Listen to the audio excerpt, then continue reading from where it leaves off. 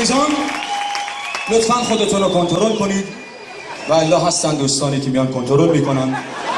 به جون خودم تقریبا بدون رنگ در میاره و کارشو بر کافیه من اشاره کنم که الان وقتشه و در جا کنترل میکنه دیگه بیرون نمیبره همونجا تقریبا فابریک در میاره به تحویل میده که بدونی کنترل یعنی چی. خب این از این من الان متوجه شدم که شما موسیقی بسیار دوست میدارید و مخصوصا موسیقی هایی که تکون بده یعنی سالن رو تکون بده توجه میکنید. حالا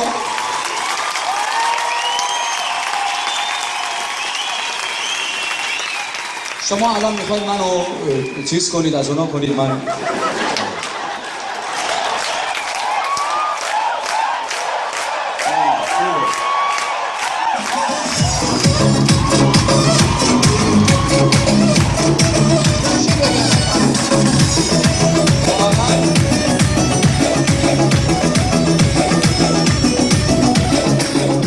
تموم شد دیگه الان دیگه میبینی تکون نمیدم یه جا واسطادم مثل بچه آدم دارم کارم انجام میدم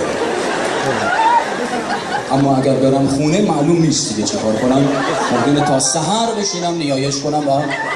کار دیگه نکنم تا فردا حتی به جون خودم. ببین آقا خیلی سخته عزیزان به من حق بدید در مقابل کسانی ایفای نقش کردن که اونها جزء برجستگان و ممتازان هنر ایران هستن. یعنی من چطور میتونم هنر طنز ارائه بدم در مقابل یکی از امپراتوران و سلاطین طنز ایران، مردی که محبوب قلوب ایرانیان است به خاطر انسانیت و جناب اکبر عبدی. اینجاست